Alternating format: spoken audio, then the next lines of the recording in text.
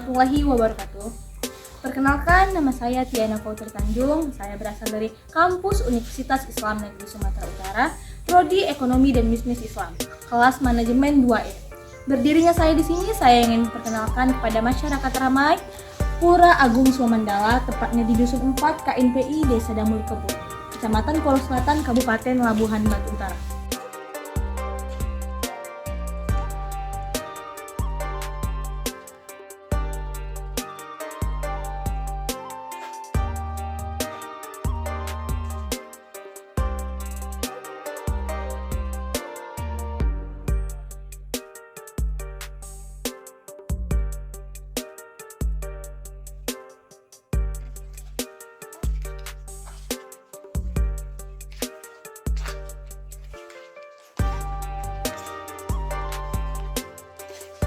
Baik, di sini saya ditemani oleh pemangku yang bernama kakek Inengah Wandri.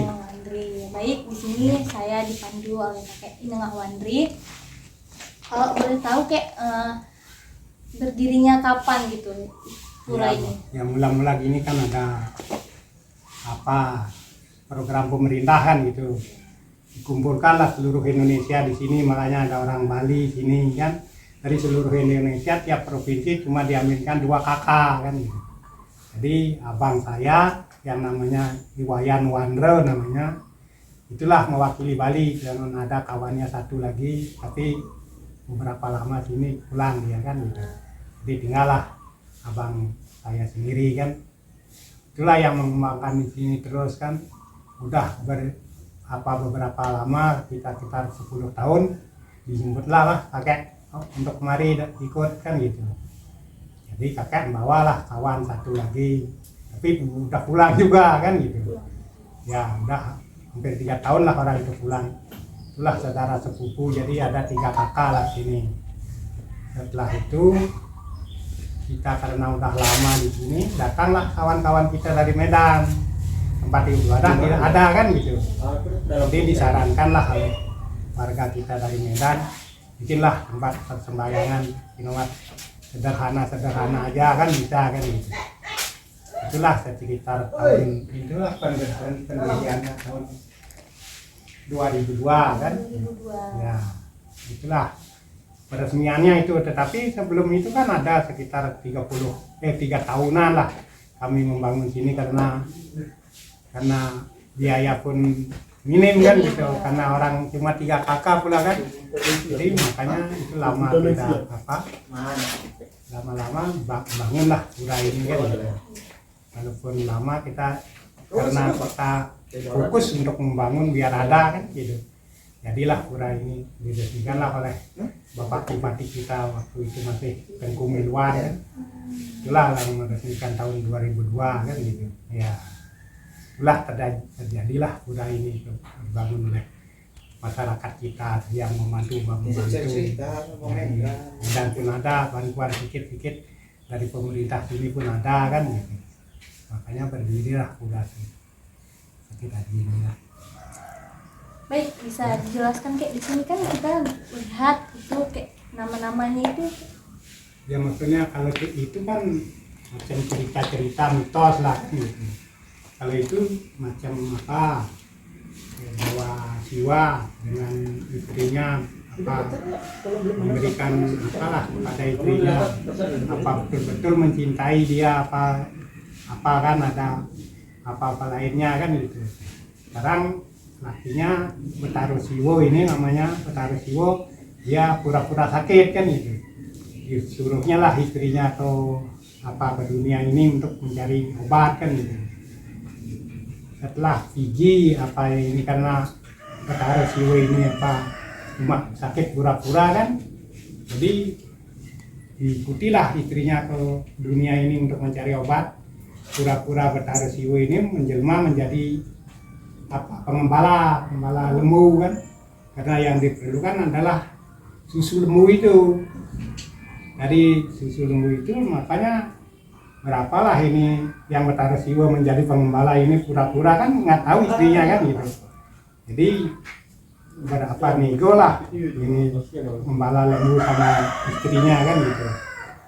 Gimana kalau bisa bersetubuh dengan pengembala ini, dikasihnya air susu itu kan itu, air susu lembunya. Kalau nggak dikasihnya kan, karena perlu pula ini istri Betara Siwo ini terpaksa lah kan gitu, terjadilah persetubuhan dengan pengembala ini. Sebenarnya pengembala ini Betara Siwo juga kan gitu, karena pura-pura jadi ditesnya lah istrinya.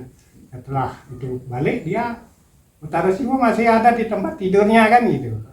Jadi gimana caranya kalian bisa dapat susu lembu itu kan gitu. Rupanya dia mengaku lah dengan sebenarnya, berarti istrinya seorang jujur lah kan gitu, walaupun menyalahkan gitu. Jadi gimana caranya biar lakinya sembuh kan gitu. Ya, diceritakanlah dia memang betul-betul dia bersenggama dengan pengembala itu kan gitu. Itulah cerita singkatnya. Kalau kita bisa lihat di situ itu namanya Itu Padma-asana namanya. Padma-asana, Padma adalah tempat, asana adalah duduk. Jadi tempat duduk Tuhan itu. Sekiranya kita memuja beliau, di situlah kira-kira beliau udah berduduk, kita memantau kita apa yang kita mohonkan, mohon apa keselamatan, mohon rezeki, mohon kesehatan kan gitu. Ya, permohonan kita lah. Apa yang kita mohonkan, kita ibaratkan beliau udah berada di sana lah kan gitu. Karena Tuhan mungkin tidak berbentuk, tidak kita bisa ibaratkan seperti apa kan gitu. Karena dia di Hindu dibilang wiyapi wiyapake kan, tidak berwujud, tidak berasal dari mana-mana, ada di mana-mana kan, tidak berasal dari mana tetapi ada di mana-mana kan gitu. Karena meliputi, beliau ada meliputi ciptaannya, dimanapun ada Tuhannya kan gitu. Di tumbuhan, di binatang, di apalagi manusia kan gitu, ada Tuhannya gitu kan. Kalau di manusia ini kan disebut roh gitu kan. Kalau kita orang Hindu dibilang Atman, dia jiwatman, ada di dalam diri kita, karena makanya kita bisa hidup karena ada rohnya kan gitu. Itulah sebenarnya kalau Tuhan itu meresapi segala ciptaannya kan gitu. Ubahlah menjadi babi dia apanya lah, dikeroknya ini apa gua itu jadi runtuh semua kan. Jadi terbangunlah Arjuna ini untuk apa, menengok siapa yang berani mengganggu kan gitu. Tengoknya adalah ada babi di luar kan gitu. Ditembaknya lah, dipanahnya babi itu sama Arjuna. Tapi Betara Siwo ini ikut juga memanah dia, manah babi ini. Makanya jadi satulah anak tanah ini. Ini adalah patung tempat duduk Tuhan untuk memuja Tuhan Yang Maha Esa dengan segala manifestasinya, dengan segala perwujudannya dan batara-batara atau roh suci leluhur bagi umat Hindu. Dan juga tempat memohon berkat dan rahmat waranugraha dari idang Sang Hyang Widiwasa, tempat sujud lahir batin. Pendirian patung Dewi Kuan Yin atau Guan Yin yang dipercaya sebagai Dewi Pemberi Cinta, berkah dan welas kasih, merupakan simbol persatuan kepentingan agama, ekonomi, budaya, dan politik pemerintah. Ini adalah pintu masuk tempat umat Hindu, yaitu cerminan bagi umat Hindu. Sebelum masuk ke tempat suci, hendaknya mengintrospeksi diri, apakah sudah membersihkan diri, pikiran, perkataan, maupun tindakan. Artinya, begitu masuk tempat suci, harus melepaskan sifat-sifat keraksasaan umat Hindu. kalau boleh tahu Kek, ini namanya apa? Ini balik ukul. Betul. Ya, balik kentongan kita. Kentongan kalau kalian kan punya juga di masjid kan. Kalau kita ini memanggil, kalau mau sembahyang ukul juga ini. Ini dia untuk memanggil gitu. Untuk memanggil juga kan. Kalian pun kan gitu ya di masjid kan, di kentong pula. Datang lah warga kan. Sini gitu juga. Kalau mau sembahyang kentong pula. Karena kami kan di sini kan tiap 15 hari sekali. Ini besar sekali. Tiap Purnamo dan Tilem. Namo dan Tilam. Purnamo bulan pas, bulan Bulan pas. Tengah. Nah, kalau pas bulan matinya itu 15 harinya apa Tilem namanya. Satu malam itu nggak ada apa, nggak ada bulan lagi nampak kan. Itulah tiap apa 15 hari kali dipukul lah ini untuk memanggil kawan-kawan. ibadah bersama kan. Inilah ya, ini yang dibilang kakek tadi apa, Candi Bentar namanya. Oh yang ini gitu. Ya ini Candi Bentar namanya kan, kita dia. Inilah memisahkan pemikiran kita yang di luar apa sana. Kalau mau fokus untuk sembahyang, kita pisahkan dari sini kan. Baru sampailah sini apa, Longkori namanya, udah bersatu. Longkori itu namanya. Manfaatnya kayak fungsinya itu? Ya itulah kita untuk menyatukan apa, kan lambang ini semua, kalau orang Hindu kan semua dilambangkan. Itulah pemikiran kita udah bersatu, fokus kita untuk pertembayangan kan gitu. Menghadaplah ke sana, tempat apa, Padmosano itu. Kita memuja dari sini apa, tempat apa ini, bangunan ini kan gitu. Yang di samping di muka Padmosano itu. Itulah kami sebagai pemimpinnya, disitulah kita memuja beliau kan gitu, apa alat-alat yang diperlukan kan gitu. Kalau kami memuja kan tiap apa ada serana, 3 serana, 5 serana kan. Bunga, api, air, daun, kuah kan gitu. Itu serananya kami kalau ada peribadahan kan gitu. Bukan apa berarti kita untuk mengasih Tuhan makan itu kan. Tuhan itu kan nggak perlu makan, nggak perlu apa-apa kan. Karena kita yang perlu menunjukkan apa yang diberikan oleh Tuhan itu, itulah kita perlihatkan lah di situ. Inilah pemberian Tuhan untuk kehidupan kami. Mudah-mudahan apa yang diberikan Tuhan bermanfaat bagi kehidupan kami kan gitu. Itulah ya, cuma menunjukkan, itu bukan untuk memakan kan. Katanya kita bikin saja dibilang banyak apa untuk makan, Tuhan dikasih makan kan, nggak perlu makan kan gitu.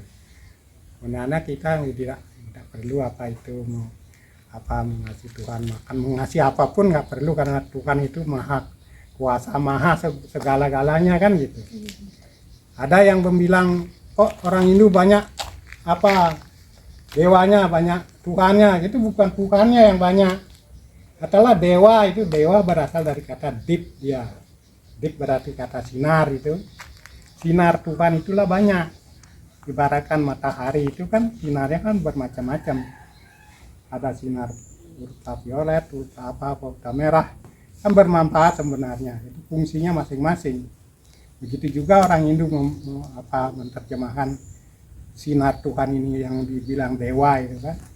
Ada dewa Wisnu, dewa Siwa, dewa Rudra, dewa apalah macam-macam. Kalau dewa Brahma umpamanya, waktu Tuhan itu mencipta sebagai pencipta adalah dewa Brahma kita sebut.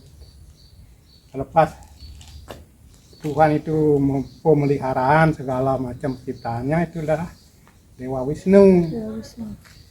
Jadi kan setelah apa diciptakan, dipelihara, pasti dilebur lagi, dikembalikan kepada beliau. Itu namanya dewa Siwa. Itulah pengembalian dia. Karena di dalam ini ada 3 apa, lahir, hidup, mati. Ada lahir itu dah penciptaan. Hidup adalah pemeliharaan, mati adalah pengembalian. Itu.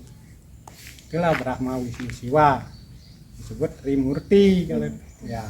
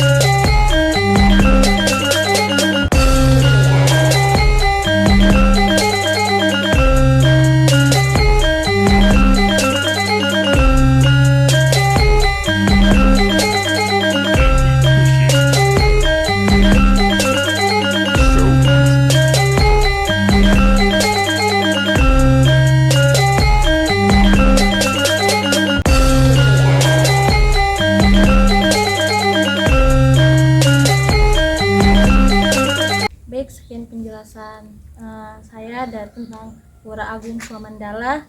Kakek, terima kasih telah menemani saya untuk menjelaskan Pura Agung Ya Swamandala. sama-sama lah, terima kasih banyak Ya, atas datangnya kemari untuk berkunjung ke pura kami ini. Mudah-mudahan ada manfaatnya bagi kalian kan. Terima kasih.